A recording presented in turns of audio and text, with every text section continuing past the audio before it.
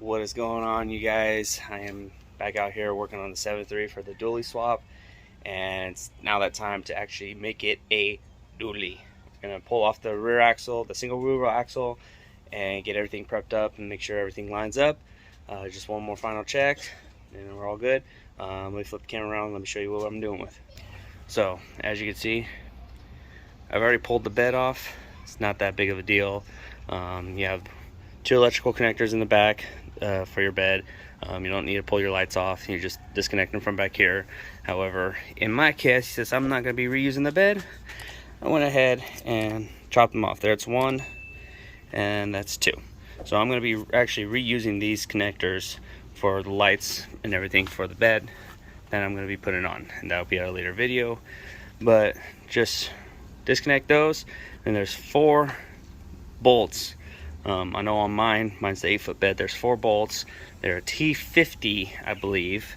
I'll double check and I'll put a little comment down here. Get those off, and then you just have 3 bolts for your filler neck. That falls off, and you're all set to go.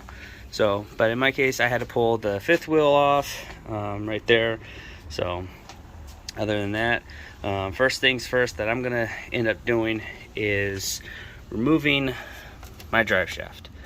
I gotta see if I don't have to spend the money to get it custom made. I'm not going to. So I'm gonna go ahead and pull these off. They are, I believe, a 10 or 8 mil bolt. I haven't done it in a while. I believe it's, yeah, no, it's an 8 mil. I remember it's an 8 mil bolt. So I've got 4 straps there, or 2 straps there, 2 straps here. So total of 8 bolts. Pull that off, and then I will be coming over here and seeing if it fits on that pinion. And if we're good, by all means, I don't have to spend the money to go get the drive shaft custom made. If not, you'll hear me saying, yeah, gotta get the drive shaft remade. But so I'm gonna go ahead and pull that off real quick, and I will be back in a minute. Be right back. Alright, so I'm keeping it to you guys straight. I got this these straps off, no problem. Can't do those straps tonight because the wife took off in my other car with my wrenches in it, so I will pull those off in the morning. However, I want to see what this truck sounds like without this muffler. So in technicality, straight piped. Yes, I do live in California. Yes, there is no CAT or DPF on here. This truck did not come with it, so by law, I am perfectly legal. So let's get this off. We just have the one factory clamp right there. I don't know what it is. I'm looking through my camera. I'm probably gonna say it's probably a 15. I'll write it down.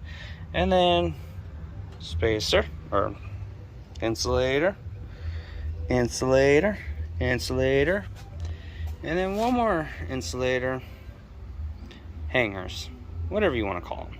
I am not in the mindset to try and correct anything right now, so I'm just gonna get those off and see what this sounds like. I'm gonna do a quick startup of what it sounds like beforehand and obviously after. So let me get the camera set up and we will go. Give me 1 second.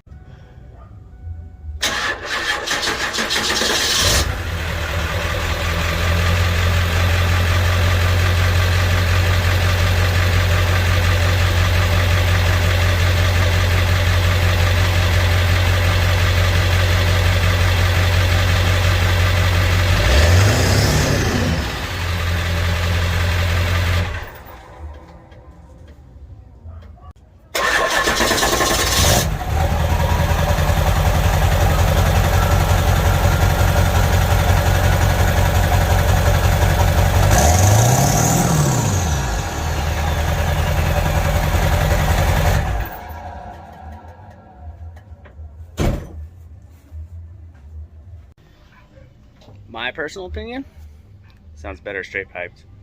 But I'm actually doing that for a reason. Anyhow, I was getting rid of the factory muffler and everything because I will be putting cabinets in front and behind the axles for storage when I do the bed design that I'm going to do, which a whole video on that by itself. So just getting it out of the way right now. Plus that's kind of in the way when I'm doing the axle swap anyhow. So just get it out of the way, get rid of it. But I like it better straight piped, and I wish I had done it a long time ago, but it's done now. So I'm gonna call it a night. Right now it's starting to get dark out. The camera doesn't justify it as much, but I will resume this in the morning. This one is not going to be a single day video due to the fact that I'm moving a lot of stuff around right now. I got my Ranger, I got the parts in, so I'm going to try and start working on that. So right now, this truck's going to be kind of like iffy here and there, so you may see a video every once in a while. But other than that, I'm going to end it off right here for tonight, and I will pick it up in the morning. So hopefully we can see if the drive shaft fits. If it does, it's better for me. So I'm gonna end it off here. I will see you in the morning. Alright guys, so as you can see, like I thought, we're gonna have to get this drive shaft made. It is not even remotely close. So by the way, it's the next day. I'm not really doing that much. It's 113 today, so but right now I'm just measuring, and they're close sideways, but just too small for the caps. So looks like we're changing out the back end of the drive shaft. Alrighty guys, so this video is just out of order. I just got back from the junkyard getting the front bezel for my headlights that I'm going to show you in a different video after this one. But right now, got the 2 bolts out on both sides, or the 4 bolts, my bad. 4 bolts on outside for each of the leaf springs. So all I'm going to do is unbolt the shocks here. There is no sway bar on this one.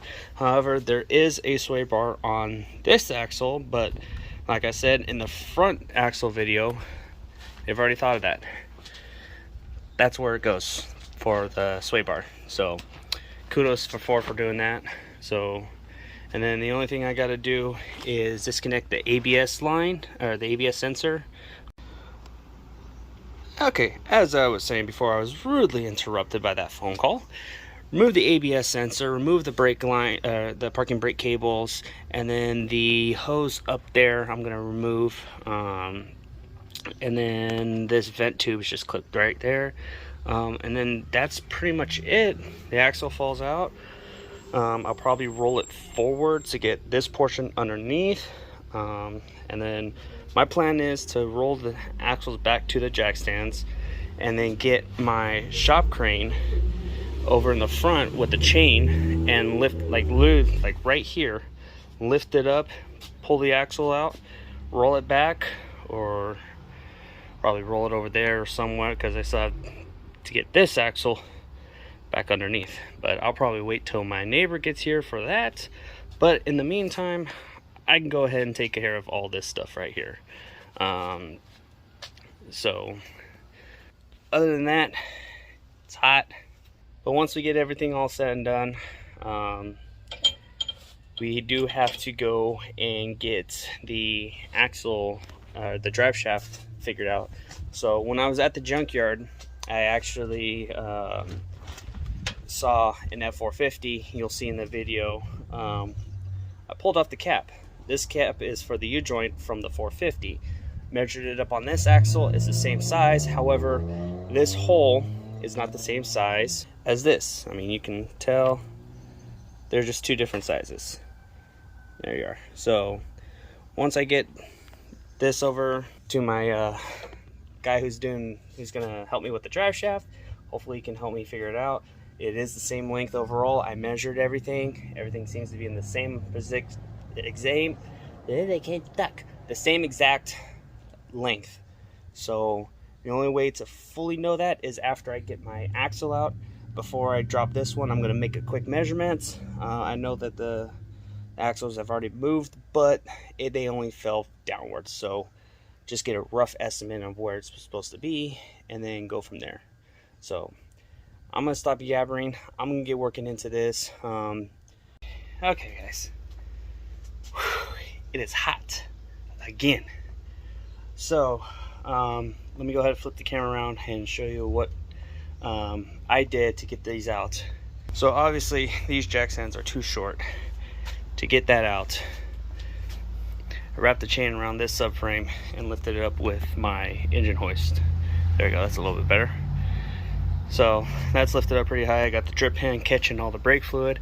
I ain't worried about it dripping out right now.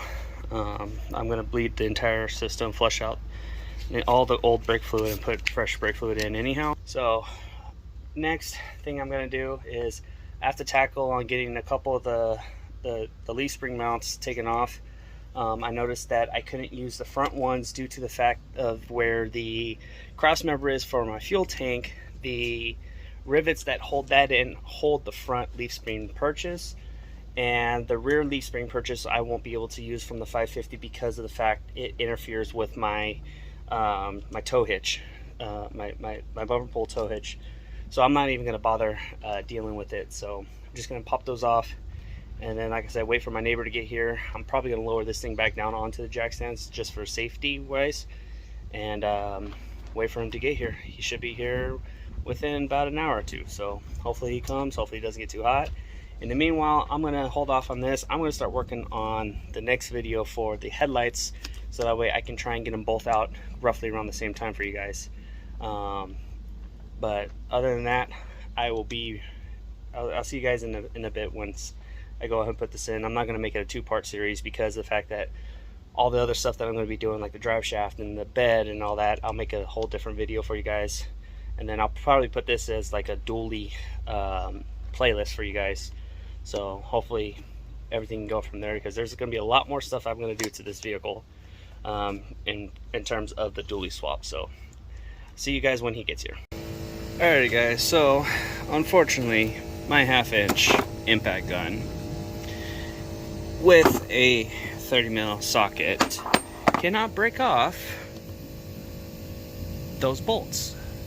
So what do you do if you can't get a 1/2-inch to break it off? You step up to your 3/4 inch. So I got a 3/4 inch with a 1/2-inch adapter.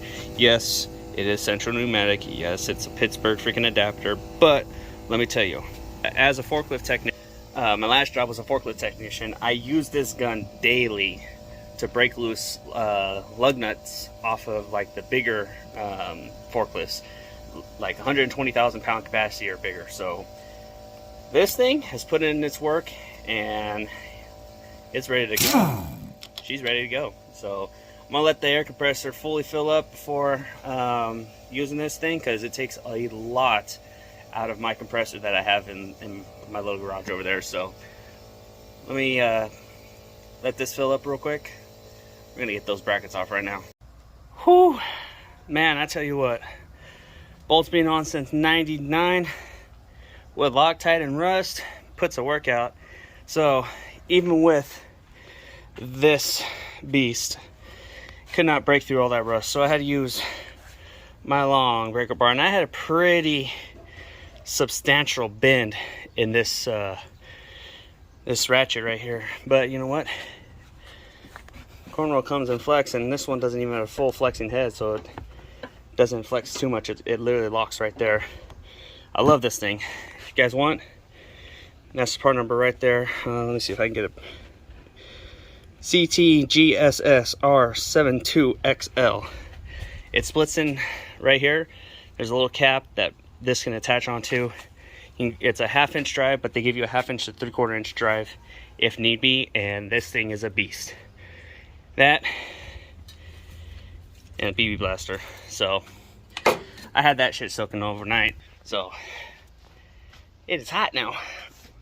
Working out on this stuff is brutal.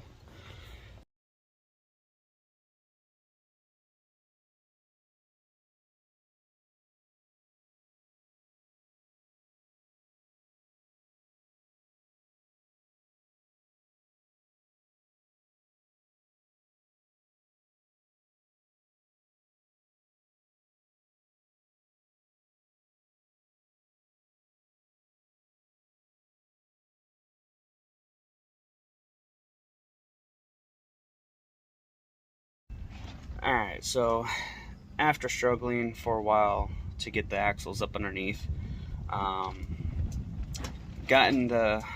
I've actually rolled the axle underneath the frame. However, I made a calculation error. My dyslexia kicked in. So on the 250s we're in, inner dimension between the inside portion of the leaf springs to the other side of the inside portion of the leaf springs, the inner dimension is 47 inches across.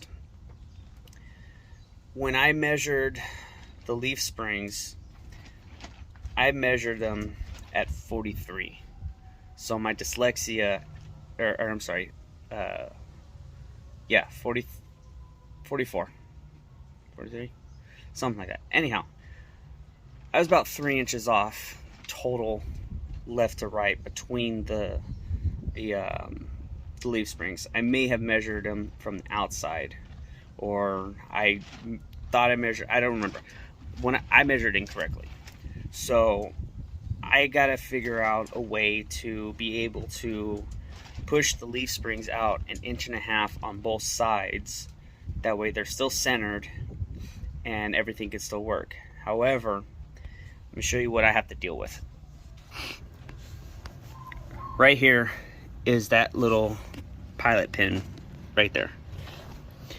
3.5 inches puts it right in line, or 1.5 inches puts it right here in line. However, it's 3 inches wide, so if you look, it'll come down and straight hit into here and this bracket. I ain't too worried about this bracket. I can always just trim it off right here underneath the leaf spring. The problem is I don't have enough material right here because it goes from a square tube down to a round tube. So this is designed for a square tube. I don't know how I'm going to be able to fix this. I'm going to have to brainstorm it on for a while. As far as it goes, I'm going to have to end the video off. I know I said I was going to do a a single video on this. However, I got to brainstorm on how I'm going to be able to get this to work.